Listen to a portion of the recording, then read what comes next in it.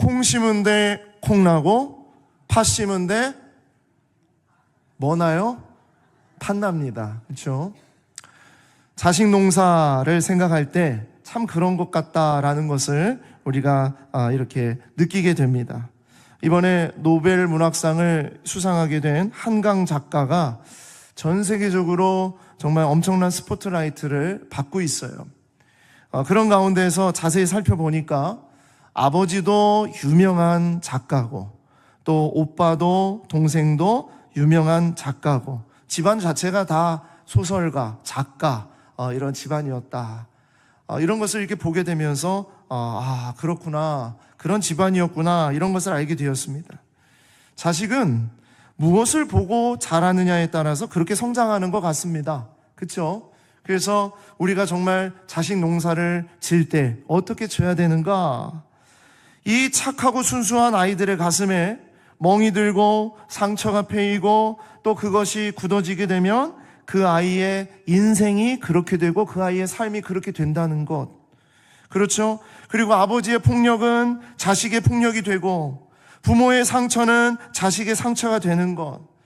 그래서 부모님이 밝고 정말 아주 즐거운 그런 생활을 하게 되면 자식도 밝고 즐거운 생활을 하게 되는 것. 이런 것을 우리가 볼 수가 있어요. 그래서 늘 말씀드립니다만 다음 세대가 살려면 다음 세대에게만 투자해서는 절대 안 됩니다. 사실 우리 한국교회가 90년대, 2000년대, 20년, 30년 이렇게 지나면서 다음 세대, 우리 다음 세대에게 엄청난 물질과 에너지를 투자했어요. 한국교회가 그렇게 했어요. 그런데 이게 잘 안 되는 거예요. 나중에 알고 봤더니 다음 세대에게만 투자를 해서 그랬던 거다. 문제가 뭐냐? 부모가 변하지 않고 어른이 변하지 않고 장년부 교구가 변하지 않고 어른들이 달라지지 않는데 어떻게 이 자녀들이 바뀌겠냐는 거예요. 일주일에 한 번 교회 와서 아이들이 신앙생활하고 돌아가는 거? 아니요. 정말 중요한 건 가정에서, 집에서, 부모님의 모습 속에서 자녀들은 배운다는 겁니다. 그래서 저는 정말 우리가 정말 이제 우리가 투자하고 집중해야 될 것이 무엇이냐? 부모 세대, 어른 세대, 장년 교구 살려내야 됩니다. 어른들이 살아나야 됩니다. 어른들이 정신 차려야 됩니다. 어른들이 하나님의 말씀 앞에 제대로 서야 돼요. 그래야 우리 자녀들이 제대로 서는 거예요. 부모의 예배가 살아나고 부모가 정말 하나님 앞에서 훈련받고 부모가 막 그 거룩하게 살려고 몸부림치는 모습을 보면서 자녀들은 그 모습을 보면서 따라가는 것이다. 그렇죠? 여러분 그렇게 생각하시죠? 자, 그런데 요즘 열왕기의 말씀을 보면서 이걸 묵상하면서 좀 어려운 그런 부분에 봉착을 하게 됐습니다. 그게 뭐냐? 그렇게 다윗 이후에 유다의 여러 왕 중에 그런 왕이 없었다고 할 정도로 여호와를 의지하고 신뢰했던 그런 왕 히스기야. 이 히스기야가 이제 왕위를 내려놓고 그 다음에 아들이 므낫세가 됐는데 이 므낫세는 전혀 아버지 같지 않은 겁니다. 12살의 왕이 되어서 55년 동안 남유다 역사상 정말 최장의 기간 동안을 통치하는 그런 시간을 가졌지만 이 므낫세의 평가가 어떠했냐? 열왕기하 21장 2절 3절입니다. 므낫세가 여호와 보시기에 악을 행하여 여호와께서 이스라엘 자손 앞에서 쫓아내신 이방 사람의 가증한 일을 따라서 그의 아버지 히스기야가 헐어버린 산당들을 다시 세우며 이스라엘의 왕 아합의 행위를 따라 바알을 위하여 제단을 쌓으며 아세라 목상을 만들며 하늘의 1월 성신을 경배하여 섬겼다. 사실 여기서 끝나지 않아요. 여호와의 성전에 우상의 제단을 쌓고 그리고 1월 성신을 위해서 제단을 만들고 자기 아들들을 불 가운데로 지나게 하고 점술과 사수를 행하고 신접한 자와 박수 무당들을 세우고 그리고 아로새긴 아세라 목상을 성전에 세우는 일까지 이게 다 므낫세 왕이 했던 일입니다. 악해도 그런 악한 왕이 없을 정도로 악했다는 거예요. 히스기야는 자식 농사 망쳤어요. 우리말로 말하면 망쳤어요. 물론 더 깊이 들여다보면 왜 므낫세가 그런 왕이 되었는지 알 수도 있을 겁니다. 더 연구하고 더 파고들면. 그러나 중요한 것은 므낫세는 아버지와 같은 길을 가지 않았다는 겁니다. 완전히 반대로. 아니 어떻게 히스기야에게서 이런 아들이 태어났을까? 그렇죠? 가끔 여러분 그런 생각 안 해요? 우리 자식 보면서 어떻게 우리에게서 이런 자식이 태어났을까? 그렇죠? 가끔 그런 생각 같지 않으십니까? 근데 또 놀라운 게 무엇이냐? 반대도 있다는 거예요. 므낫세, 같이 악한 왕, 므낫세 다음에 아몬이라는 또 왕이 있어서 2년 만에 제거가 된, 이 반역에 의해서 살해를 당한 그런 아몬이라는 왕이 있었어요. 이 두 왕이 정말 악한 왕들이었는데, 이렇게 악한 왕들이 지나가고 나서 요시야 같은, 오늘 우리가 함께 묵상하고 나누게 될 요시야 같은 반전의 자식도 태어나더라. 야, 전혀 이해할 수 없는 일이에요. 자, 요시야가 어떤 왕이었는가 보니까요, 열왕기하 22장 2절입니다. 요시야가 여호와 보시기에 정직히 행하여 그의 조상 다윗의 모든 길로 행하고 좌우로 치우치지 아니하였더라. 아버지, 할아버지 전혀 그런 사람이 아니었는데 어떻게 이런 자식이 나왔는지 모르겠어요. 열왕기하 23장 25절입니다. 요시야와 같이 마음을 다하여 뜻을 다하며 힘을 다하여 모세의 모든 율법을 따라 여호와께로 돌이킨 왕은 요시야 전에도 없었고 후에도 그와 같은 자가 없었더라. 여러분, 질문입니다. 어떻게 히스기야 밑에서 므낫세 같은 아들이 나오고, 어떻게 므낫세 같은 밑에서 어떻게 요시야 같은 아들이 나옵니까? 답을 한번 해보세요. 뭡니까 도대체? 무슨 공식이 있습니까? 뭐의 연결점이 있습니까? 어떤 교집합이 있습니까?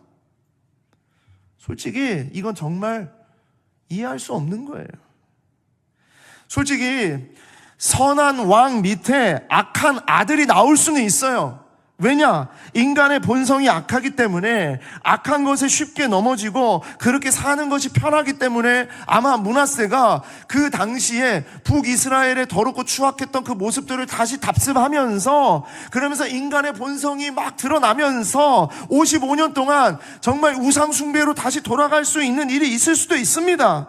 하지만 므낫세와 아몬같이 여호와를 버리고 여호와 보시기에 악한 왕이고, 그런 왕이 없을 정도로 그런 왕 밑에 전무후무한 말씀을 붙잡고 살았던 이런 요시야와 같은 아들이 나올 수 있는 가능성이 몇 %입니까? 어떻게 이렇게 나올 수 있습니까? 정말 신기하고 놀라운 일 아닙니까? 그래서 많은 사람들이 이유를 찾으려고 했어요. 근거를 찾으려고 했어요. 연구도 하고 논문도 내고 최고의 지식을 다 동원해서 어떻게 해서든지 그 이유, 연결점을 찾아보려고 했습니다. 왜냐? 나도 그런 자식 낳고 키우고 싶어서. 우리 자식이 정말 요시야 같은 자식이 되기를 원하면서, 비록 나 부모의 세대는 그렇게 살지 못해도 너희들은 하나님의 정말 축복을 받고 살기를 원한다. 이게 부모의 마음 아니겠습니까?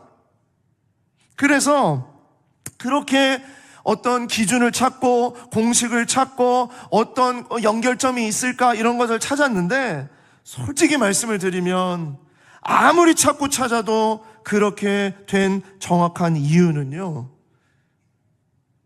잘 모르겠다입니다. 잘 모르겠다. 잘 모르는 겁니다. 어떻게 그런 일이 가능했는지 모릅니다.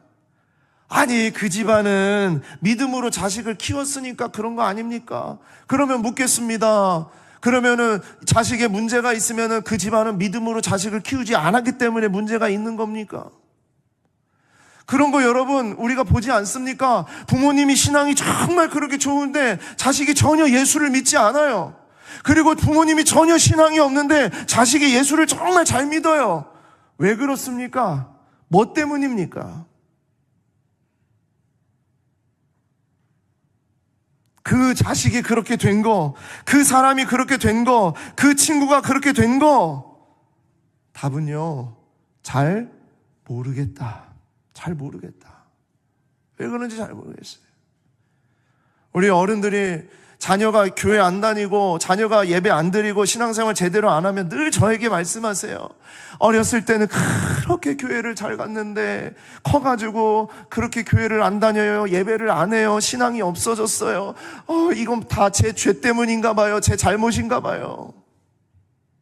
다 그렇게 연결을 해요. 여러분, 지금 우리 부모님보다 그렇게 기도하는 사람이 어디 있습니까? 자식을 위해서 그렇게 눈물을 흘리면서 하나님 앞에 매달리는 그런 부모님이 어디 있어요? 몰라요. 왜 우리 자식이 그렇게 됐는지 몰라요. 자, 그러면 목사님, 믿음으로 자식 농사를 하는 게 아무 소용이 없다는 말입니까? 아까는 그러셨잖아요. 어른이 살아야 자녀가 산다고 했잖아요. 그래도 소용이 없는 겁니까? 아니요. 그 얘기를 하는 게 아닙니다. 성경은 분명히 말씀하세요. 하나님의 말씀으로 믿음의 자녀를 가르치고 양육하라고 분명히 말씀하고 있습니다. 여호와를 경외하는 것이 지식의 근본이며 이 세상의 최고의 복은 하나님의 말씀을 즐거이 묵상하는 것이고 그 사람이 진짜 형통한 사람이라고 말씀하고 있습니다. 그런데 뭐냐면 이렇게 하니까 이렇게 되더라는 게 세상의 법과 공식과 사상이나 교육학이나 유전적으로 무조건 그렇게 하니까 다 그렇게 되더라, 이게 안 된다는 거예요. 그저 우리는 하나님의 말씀을 붙잡고 가르치고 양육하는 데 최선을 다할 뿐이죠. 그 결과가 어떻게 되는지는 잘 모르겠어요. 안 되는 것도 있더라, 이겁니다. 자식 문제만이 그런 게 아니잖아요.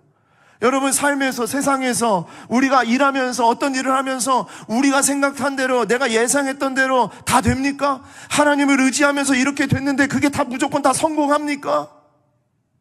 안 되잖아요. 모르겠어요. 어떤 문제가 있고 어떤 연결점이 있기 때문에 그러는지 모르겠어요. 히스기야 밑에 므낫세가 나올 수도 있고 므낫세 밑에 요시야가 나올 수도 있다는 거예요. 여러분, 이것을 어떻게 설명할 수 있나요? 특별히 요시야, 앞에 아버지, 할아버지 때에 이어서 57년 동안 거의 60년 가까이 그 땅 가운데 정말 엄청난 우상 숭배들이 있었잖아요. 그런데 어떻게 요시야 같은 아들이 나옵니까? 이게 말이 안 되는 겁니다. 이해가 되지 않는 거예요. 그래서 답은 뭐예요? 잘 모르겠다. 잘 모르겠어요. 자, 그런데 여기서 정말 중요한 것이 있습니다. 그게 뭐냐?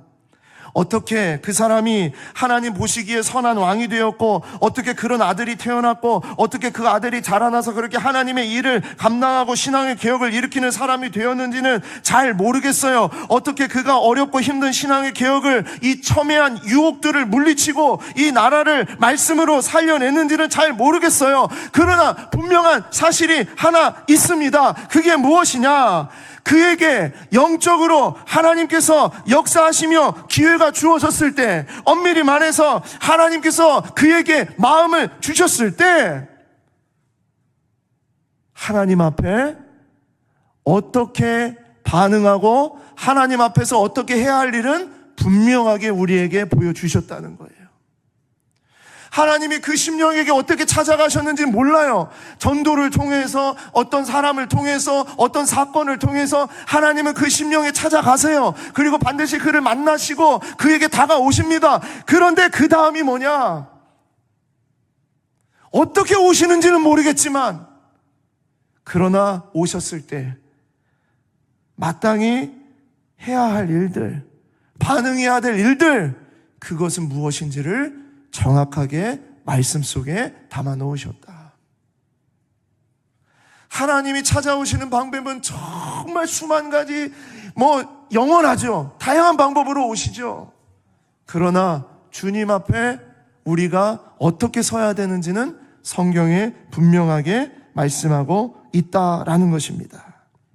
여러분, 하나님께서 쓰시는 사람들의 공통점이 뭔가, 정말 하나님께서 사용하시는 이 사람들의 중요한 점이 뭔가, 그것은요, 성경에 분명하게 나오고 있습니다.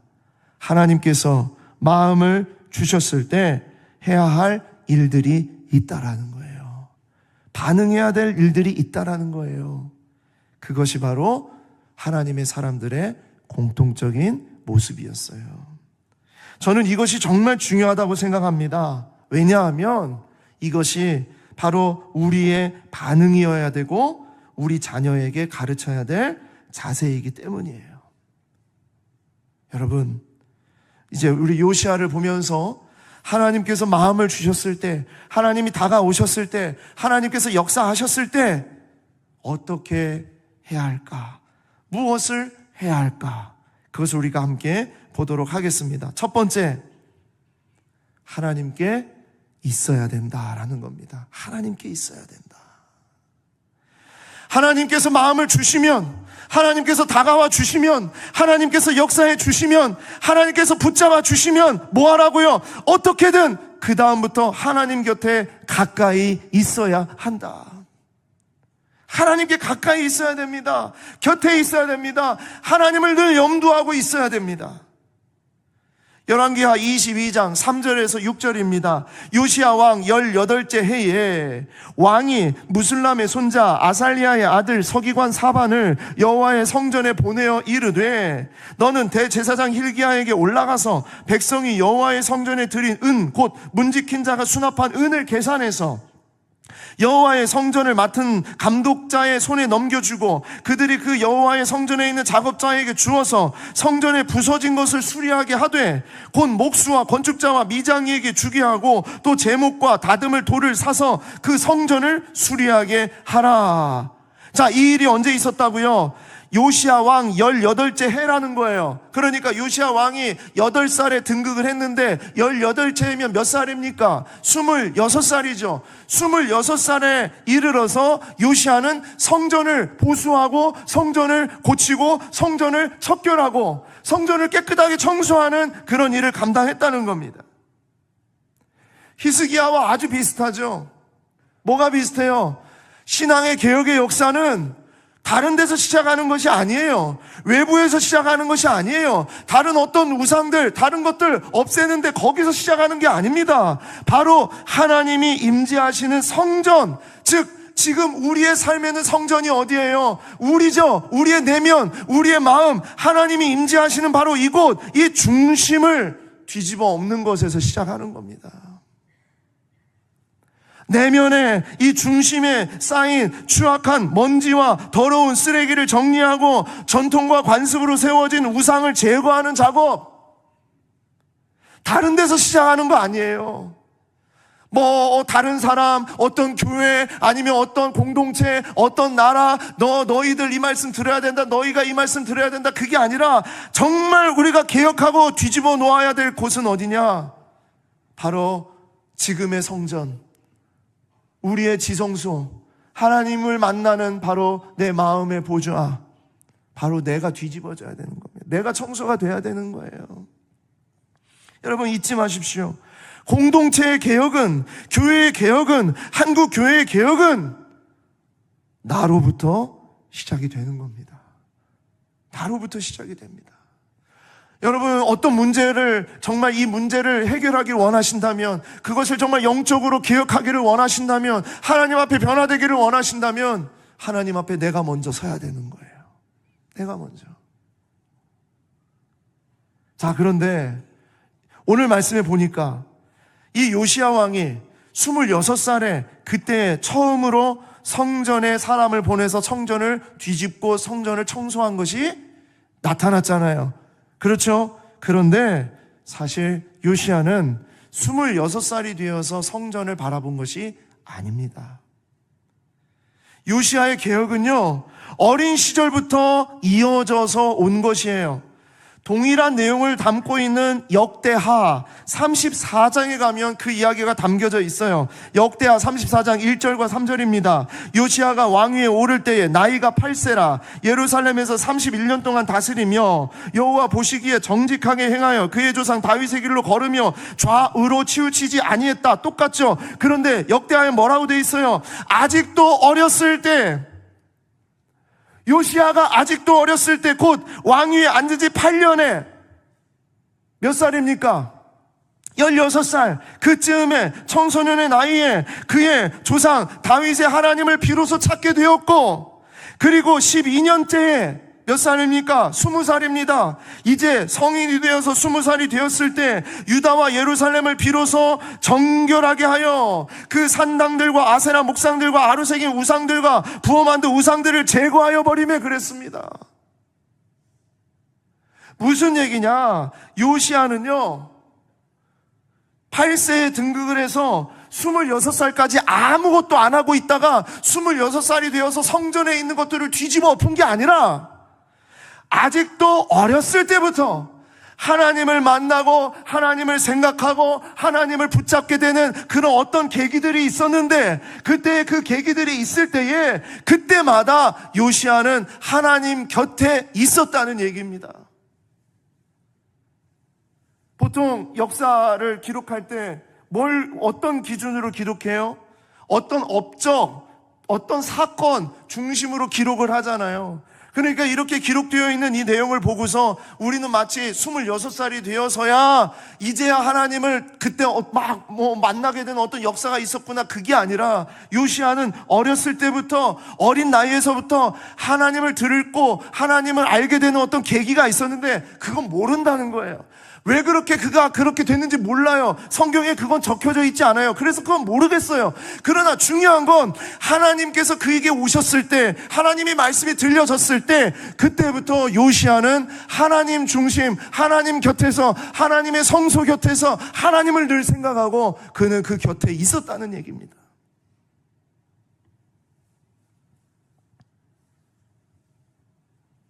분명한 것은 그 어린 시절부터 하나님을 찾았고 성전에 마음을 두고 지냈다는 얘기예요. 그렇게 지내고 있다가 26살이 되어서 성소에 있는 것들을 뒤집어 엎고 그렇게 한 것이죠. 여러분, 이것이 바로 하나님을 떠나지 않는 것이고 하나님 곁에 있는 것입니다. 날마다 우리 삶에 뭔가 특별한 일이 벌어지고 위대한 일이 벌어지고 그렇지 않잖아요. 늘 한결같은 시간, 보통의 하루, 그리고 또 그렇게 또 우리가 살아가야 되는 삶들을 살아가다가, 그런데 그 모든 날들이 주님을 생각함으로, 주님을 묵상함으로 하나님이 나의 주님이심을 늘 생각하고 있다가 어느 날 어떤 사건 속에서 정말 결정적인 그 순간에 하나님의 일들을 감당해 보이는 일들이죠. 드러나는 일들이죠. 그런 일들이 나타나게 된다는 것이죠. 요시야는 어렸을 때부터 하나님 성전에 그 마음이 있었다라는 겁니다. 이게 정말 중요합니다. 여러분, 어린 시절부터 하나님 곁에 있도록 하는 것, 저는 이것이 정말 중요한 일이라고 저는 그렇게 생각을 합니다. 그래서 신앙의 선배들이 그랬어요. 우리 믿음의 선배들이 그랬어요. 우리 예전에 우리 어머니 아버지들이 그랬어요. 이사를 하면 무조건 교회 가까운 곳으로, 교회 곁으로 이사를 하겠다 그랬어요. 지금은 그렇지 않잖아요. 지금은 학군이 좋은 곳으로, 좋은 학원이 있는 곳으로, 좋은 학교가 있는 곳으로, 교통이 좋은 곳으로, 집값이 높은 곳으로, 한 곳으로, 그런 곳으로 이사의 기준이 바뀌었잖아요. 그런데 아니었다는 거예요. 교회 가까운 곳으로, 십자가 가까운 곳으로, 언제나 내가 달려가서 기도할 수 있는 교회가 있는 곳으로, 하루 종일 교회에서 있어도 집에 갈 염려가 없는 곳으로. 그게 우리 신앙의 고백이었어요. 얼마 전에 한 성도 집을 갔어요. 교회 근처에 있는 성도의 집인데, 목사님, 제가 여기에 왜 이사 온지 아십니까? 교회가 가까운 곳으로 저는 이사를 온 겁니다. 교회를 볼 수 있는 곳으로 이사를 온 겁니다. 야, 지금도 그런 성도가 있는가? 정말 대단합니다. 그렇게 했는데, 근데 그래요. 목사님, 근데 저 너무 속상해요. 왜요? 교회가 가까웠고 정말 가까이 있어서 걸어갈 수 있는 거리인데, 그래서 늘 교회를 바라볼 수 있을 줄 알고 이사를 왔는데 창문을 열어보니 앞에 다른 건물이 딱 서 있어서 교회 십자가가 안 보인다는 거예요. 그게 너무 속상하다는 거예요. 늘 저 교회를 바라보면서 기도하는 시간을 삼고 그러려고 내가 여기 이사 왔는데, 여러분 요즘에 이런 마음 가지고 있는 사람이 몇이나 됩니까? 그래서 여러분 보고 다 교회 근처로 이사 오라고 하는 얘기가 아닙니다. 저는 책임질 수 없어요. 제가 우리 교육자들한테 여러분 가능하면 교회 가까운 곳으로 오세요 했더니, 목사님 서울시와 경기도는 엄청난 차이가 있는 것 같습니다. 목사님이 책임져 주지 못할 거면 오라고 하지 마십시오. 알겠습니다. 미안합니다. 여러분, 실제적인 거리, 교회랑 가깝게 오는 거리, 그것이 우리 믿음 신앙의 선배들이 실제적으로 가깝게 오려고 하는 그런 마음이 있었지만, 사실 그것은 실제적인 거리를 말하는 게 아니라 마음의 거리를 말하는 겁니다. 마음의 거리. 저는 이 자리에 일부 예배 때도 계셨지만 이 자리에도 계셔요. 여러분, 이 교회 예배를 드리기 위해서 용인에서 오시는 분이 있어요. 제가 조금 전에 예배 들어가기 전에 교회 오시는데 얼마나 걸려요? 1시간 반 걸립니다. 그럼 집으로 가실 때는 얼마나 걸려요? 2시간이 걸립니다. 이 예배를 사모해서 자식들을 데리고 자녀들을 데리고 오시는 성도들이 있다니까요. 저 파주에서, 일산에서, 한 성도는 또 일산에서 오셔서 제가 그 집에 가봤는데 1시간 반 걸려요. 1시간 반 거리 되는 그 거리를 오는 거예요. 예배를 위해서 오는 거예요. 자식들 데리고 오는 거예요. 심지어 자식들을 데리고 오지 못하면 그 자녀가 버스 타고 지하철 타고 자기가 알아서 와요. 파주에서, 남양주에서, 용인에서, 저 강남에서, 모든 곳에서 정말 신앙의 이 거리, 정말 교회를 바라보면서 오고자 하는 그 마음을 가진 우리 성도들이 있다는 거, 여러분 정말 대단한 겁니다. 정말 대단한 거예요. 여러분, 놀아도 교회에서 놀고 졸아도 교회에서 조시기 바랍니다. 제가 지난번에 이 얘기했더니 어떤 성도가 정말 마음이 평안해졌다고, 교회에서 자꾸 제가 졸고 그래서 너무나 죄송하고 그랬는데 마음이 편안해졌대요. 예, 졸아도 괜찮습니다. 교회에서 조십시오. 말씀이 들리는 자리에 나온다는 것이 얼마나 귀한 일인지 말씀이 들리게 되면 그분이 알게 되실 겁니다. 그러니까 들리는 자리에, 들을 수 있는 자리에 졸아도 괜찮으니까 오세요. 이 자리에서 졸아도 됩니다. 그러니까 여러분 오십시오. 가까이 오십시오. 여러분, 주일에 하루 종일 교회에 있다고 해서 아이들에게 뭐라고 하지 마세요. 그냥 막 아이들이 그냥 하루 종일 교회에 있다고, 그냥 하루 종일 교회에서 논다고 뭐라고 하는 우리 부모님들에게 말씀드립니다. 교회에서 하루 종일 있는 게 좋습니까? PC방에서 하루 종일 있는 게 좋습니까? 교회에서, 그래도 교회에서 오가면서, 그래도 이렇게 성도들 보면서 우리의 시야 안에서 그렇게 지내는 것이 좋죠. 여러분, 예전에는, 솔직히 요즘에는 하루 종일도 아니에요. 그렇죠? 옛날에 우리 부모님 세대 어떻게 했습니까? 저녁 예배가 있었어요. 아침 8시부터 열심히 일하고 봉사하고 예배드리고 그렇게 하고, 그리고 또 오후에 이게 모임하고, 그리고 저녁 7시에 저녁 예배드리고 8시 넘어서 다 끝나면 그제서야 이제 집에 돌아갔어요. 그래서 저녁 예배 드리기 전까지 어땠습니까?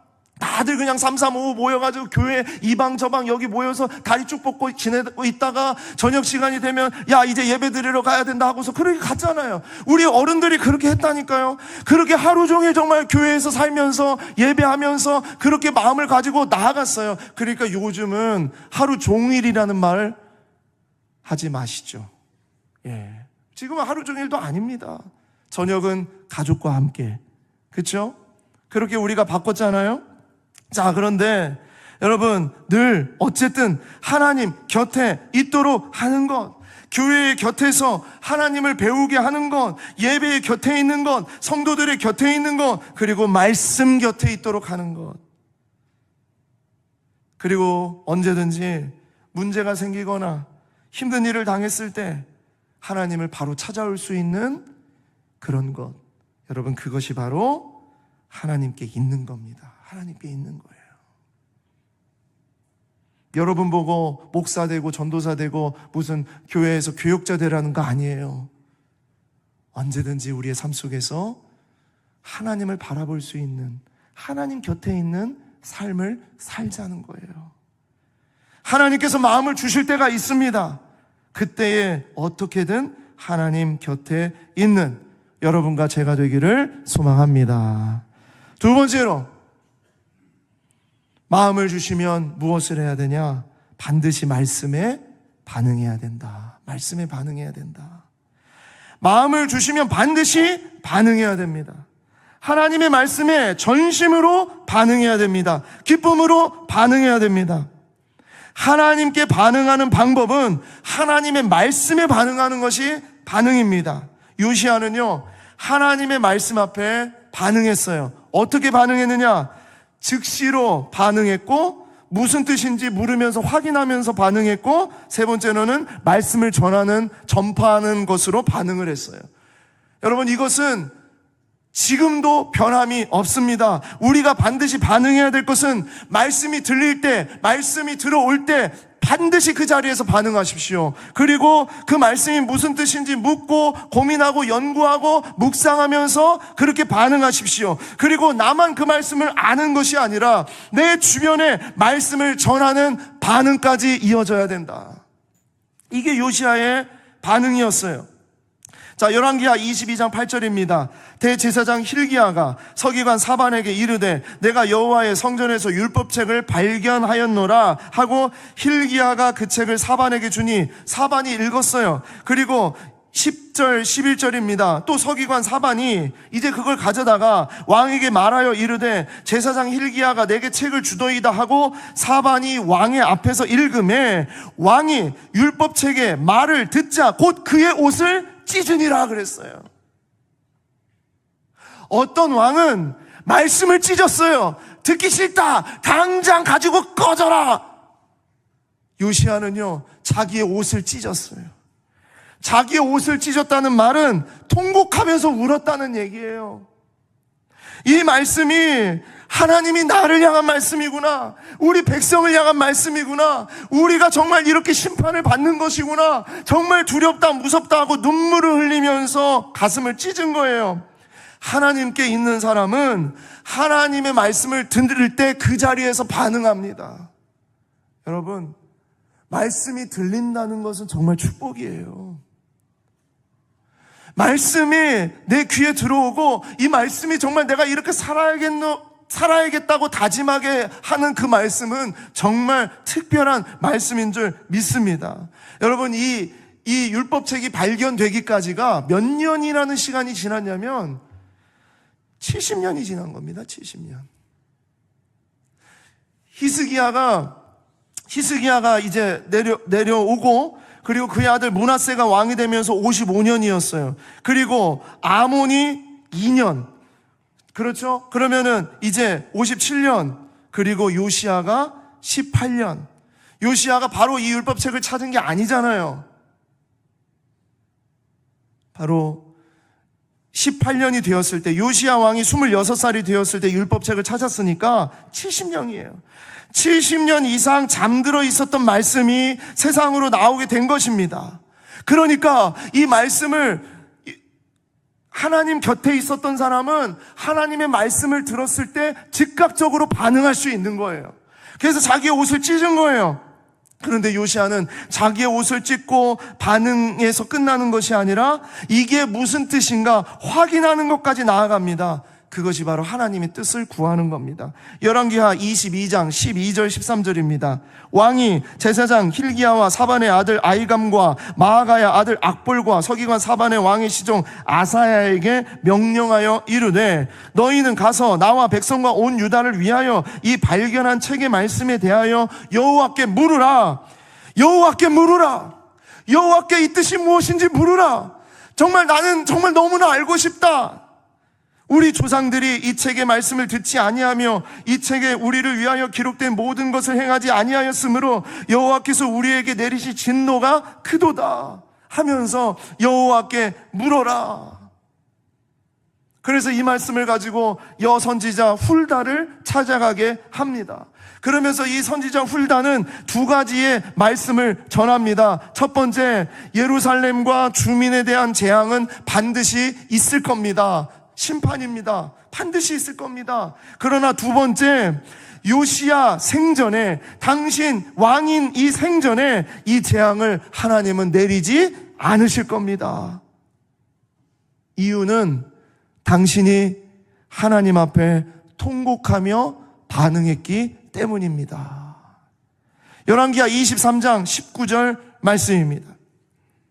내가 이곳과 그 주민에게 대하여 빈터가 되고 저주가 되리라 한 말을 당신도 듣고 마음이 부드러워져서 눈물을 흘리면서 마음이 찢어지면서 마음이 부드러워져서 여호와 앞 곧 내 앞에서 겸비하여 옷을 찢고 통곡하였으므로 나도 너의 말을 들었노라 여호와가 말하였느니라.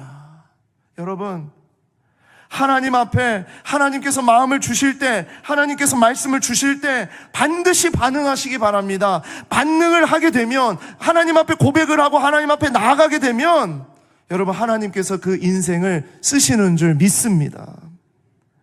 모른다고, 앞으로 어떻게 될지 모르는데 모른다고 머뭇거리지 말라는 얘기예요. 계산하거나 하나님하고 딜도 하지 말라는 얘기예요. 그런 거 가지고 막 이렇게 할까 저렇게 할까 하지 말라는 얘기예요.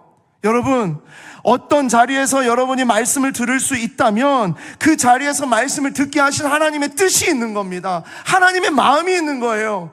여러분이 오늘 이 자리에서 저의 말을 통해서 하나님의 말씀을 들을 수 있다면 하나님이 여러분의 귀에 들리게 하시는 거예요. 그러면 여러분 반응하시기를 소망합니다. 제가 우리 성도들 가운데 한 성도가 그랬어요. 목사님, 제가 오랜 시간 동안 그냥 출근하면서 찬양 듣고 그냥 교회 와서 뭐 예배 드리고 했지만 한 번도 정말 내 마음이 움직여지고 그런 적이 없는데 어느 날 갑자기 제가 운전하고 가는데 이 찬양 가사를 막 듣고 있는데 이 찬양의 가사가 내 고백인 거예요.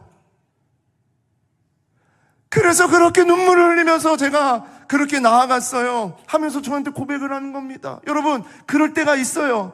그 찬양의 가사가, 그 말씀이, 아니면 성경을 읽다가 어떤 사건을 통해서 하나님이 찾아오실 때가 있어요. 하나님이 그 마음을 만져주실 때가 있어요. 그때 뭐 하라고요? 반응하라고요. 하나님 앞에. 하나님 앞에 찬송하고 하나님 앞에 기쁨으로 반응하고. 그 성도가 그 고백을 하고서 목사님, 제가 결단하겠습니다. 교회에서 제가 이렇게 봉사하겠습니다. 제가 이러한 일을 하겠습니다. 훈련을 받겠습니다.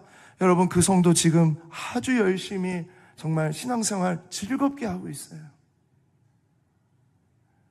하나님이 쓰세요. 그런데 머뭇거리고 계산하고 뭔가 딜을 하는 그런 사람은요, 쓰임을 받기가 쉽지가 않죠. 여러분, 베드로 아시죠? 베드로. 우리 베드로 너무 잘 알죠. 베드로 어떻습니까? 단순하고 무식했다. 배운 게 없으니까. 그렇죠. 그래서 우리는 베드로를 단순하고 무식했다고 생각하잖아요. 그런데 베드로는 어떤 사람입니까?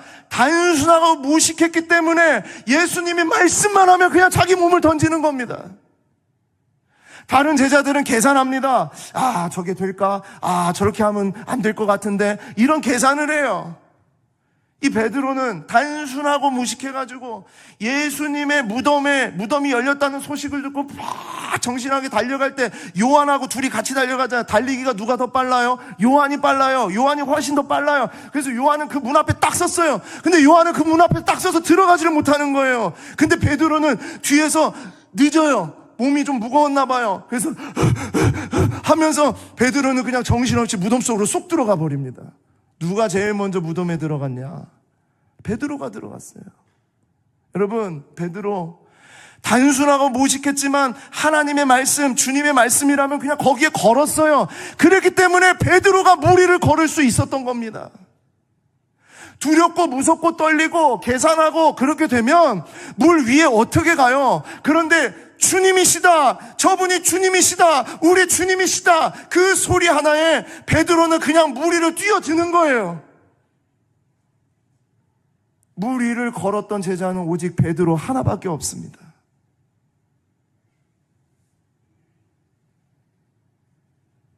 하나님 앞에 반응하는 거 정말 중요합니다. 근데 베드로가 어땠습니까? 근데 목사님, 베드로는 또 나중에 하나님 배반했잖아요. 그렇죠. 여러분, 베드로는 그런 사람입니다. 목숨이 또 위태롭고 목숨이 막 이렇게 막 다 잡혀가고 그런 순간에는 또 베드로는 너무너무나 무서워하는 사람이에요. 그래서 예수님을 저주하면서까지 부인했잖아요. 그렇게 하면서 이제 예수님 어떻게 자기가 이제 정말 아무 상관없듯이 그렇게 부인했잖아요. 그것도 베드로가 진심이에요. 단순하고 그랬어요. 진심이에요. 정말 무서웠기 때문이죠. 그런데 예수님이 그 마음을 몰라요? 알잖아요. 그래서 예수님이 베드로에게 뭐라고 하세요? 베드로에게 오셔서 요한의 아들 시몬아, 내가 나를 사랑하느냐? 3번이나 물어요. 요한의 아들 시몬아, 내가 나를 사랑하느냐? 요한의 아들 시몬아, 내가 나를 사랑하느냐? 그러면서 주님이 뭐라고 하세요? 내 양을 먹이라. 하나님이 하나님의 자녀를, 하나님의 백성을 누구에게 맡기셔요? 베드로에게 맡기세요. 왜요? 하나님의 말씀을 듣고 하나님 앞에 자기의 몸을 던져서 반응하는 사람한테 하나님은 맡기시는 거예요. 전적으로, 전심으로 뛰어드는 그런 제자 베드로. 여러분, 계산하고 머뭇거리고 자꾸 생각하고 나중에요. 그거 나중에요. 지금은 아직은 안 될 것 같아요. 하나님의 말씀 앞에 반응하는 자, 정말 기쁨으로 반응하는 자, 하나님은 그의 인생을 들어서 쓰시는 줄 믿습니다. 신앙개혁은 그 기준이 말씀입니다. 하나님의 말씀이에요. 어떤 학문이나 연구가 아닙니다. 또한 좋은 감정이다.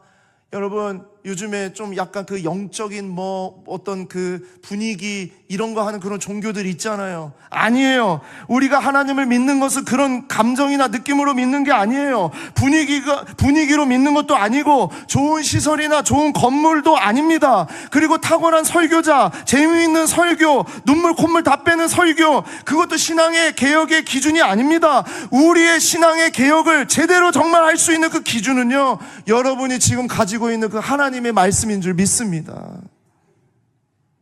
하나님의 말씀을 믿고 순종하는 것이 진짜 신앙의 개혁이에요. 그래서 하나님의 말씀은 읽고 보고 듣고 암송하고 묵상하는 것, 이것이 진정한 기준입니다. 이게 진짜 반응이에요.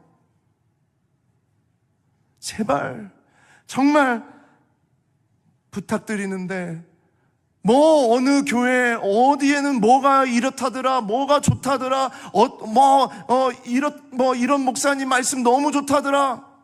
좋은 거 알겠어요. 그런데 그것이 그 본인의 신앙하고 관계가 없을 때가 너무나 많아요. 그냥 그런 분위기, 어떤 그런 모습들.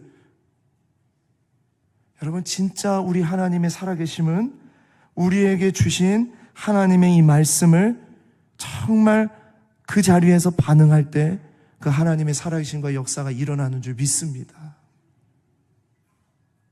이게 진짜 반응입니다. 요시야는 율법책에 기록된 하나님의 말씀의 뜻을 알고 하나님께 전심으로 돌아왔어요. 그래서 요시야를 어떻게 말하냐? 열왕기하 23장 25절. 요시야와 같이 마음을 다하며 뜻을 다하며 힘을 다하여 모세의 모든 율법을 따라서 여호와께로 돌이킨 왕, 하나님의 말씀을 붙잡고 그 말씀을 그대로 반응하고 그대로 실천하고 이렇게 돌이킨 왕은 요시야 전에도 없었고 후에도 그와 같은 자가 없었더라. 여러분, 하나님께서 마음을 주실 때가 있어요. 하나님께서 말씀이 들리게 하실 때가 있어요. 그러면 여러분 바로 반응하시기를 바랍니다. 바로 반응하십시오. 그리고 계속 묵상하면서 그러한가, 하나님의 말씀이 어떤가 더 알고 싶다, 그렇게 하면서 반응하십시오. 여러분, 그러면 반드시 하나님께서 놀라운 일들을 펼쳐주실 줄 믿습니다. 마지막으로 하나님께서 마음을 주실 때 어떻게 해야 되는가? 하나님을 자랑하십시오. 하나님을 자랑하십시오. 마음을 주시면 사람들에게 반드시 나누시기 바랍니다. 하나님을 전파하시기 바랍니다. 다른 사람들에게 하나님을 알게 하시기 바랍니다. 하나님의 말씀이 들리게 하시기 바랍니다. 요시야는 자기 혼자 반응하고 자기만 그 복을 누리는 것에서 그치지 않습니다. 자신의 주변과 온 나라 백성들이 그 말씀 앞에, 그 언약 앞에 회복하도록 말씀을 전합니다. 이게 바로 하나님을 자랑하는 거예요.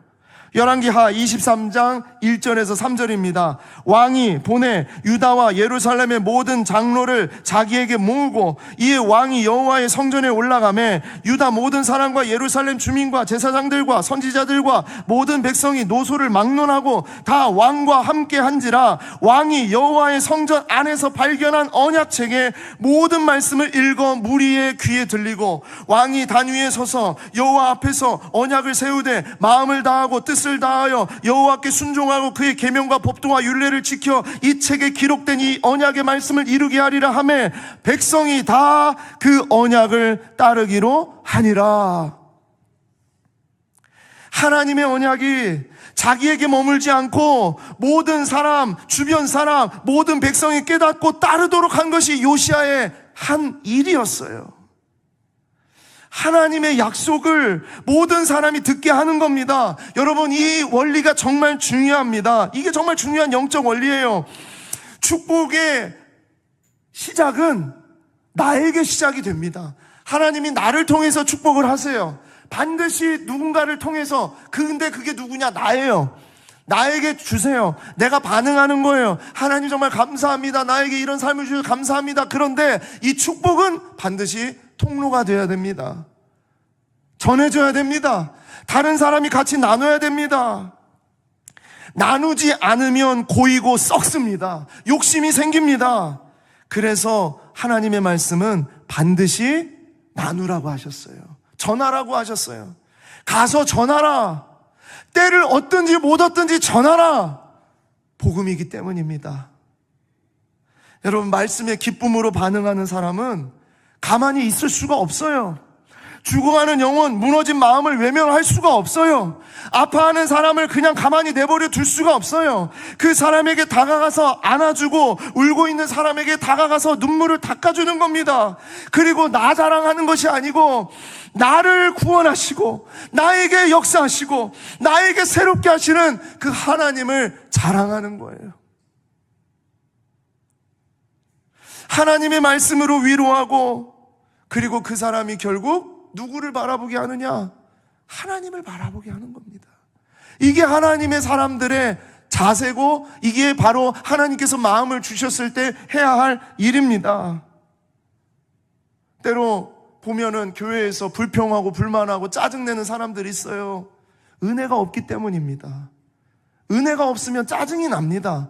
예수를 오래 믿었어도요, 불평하고 불만하면 은혜가 없기 때문이에요. 여러분, 그래서 너는 은혜가 없어, 너는 정말 그렇게 해서 신앙생활 하는 게 제대로 되겠어, 너 직분 내려놔라, 여러분, 그렇게 하는 게 아니라 은혜를 누리지 못하고 지금 정말 뭔가 좀 마음에 아픔이 있고 힘든 일이 있을 때는 하나님을 바라보게 도와주는 겁니다. 하나님을 바라보게 격려하고 위로하면서 하나님을 보게 하는 거예요. 여러분, 요시야가 위대한 왕이었던 이유는요, 자기가 왕이었고 자기가 한 이 업적이 엄청난 업적이잖아요. 그런데 요시야가 정말 위대한 왕이었던 것은 백성들이 자기를 바라보게 한 것이 아니라 하나님을 바라보게 한 것이었기 때문입니다. 요시야도 하나님 앞에서의 한 사람으로서, 한 성도로서 백성들과 함께 하나님의 언약을 바라보면서 우리가 하나님의 말씀을 붙잡고 살아야 된다. 이 말씀 아니면 우리 죽는다. 그래서 요시야가 위대한 왕인 겁니다. 사랑하는 여러분, 정말 우리 시대에 우리가 진정 그런 하나님의 자녀가 되기를 소망합니다. 하나님을 자랑하고 하나님의 선하신 일을 선전하는 사람들이 되시기 바랍니다. 다니엘 12장 3절, 지혜 있는 자는 궁창의 빛과 같이 빛날 것이요 많은 사람을 옳은 대로 돌아오게 한 자는 별과 같이 영원토록 빛나리라. 베드로전서 2장 9절입니다. 그러나 너희는 택하신 족속이요 왕같은 제사장들이요 거룩한 나라요 그의 소유가 된 백성이니 이는 너희를 어두운 데서 불러내어 그의 기이한 빛에 들어가게 하신 이의 아름다운 덕을 선포하게 하려 하심이라. 예전 성경은 뭐라고요? 선전하게 하시리라 그랬어요. 우리를 통해서 하나님을 선전하게 하는 자, 하나님을 광고하는 자, 하나님을 자랑하는 자, 하나님이 우리를 그렇게 삼으셨다는 겁니다. 하나님께서 마음을 주셨을 때 가만히 있지 마십시오. 알려주십시오.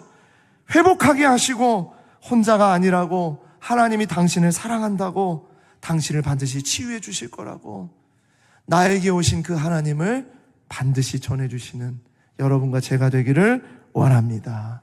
오늘 이 말씀 붙잡고 우리가 이제 주님 앞에 간절히 기도하기를 원합니다.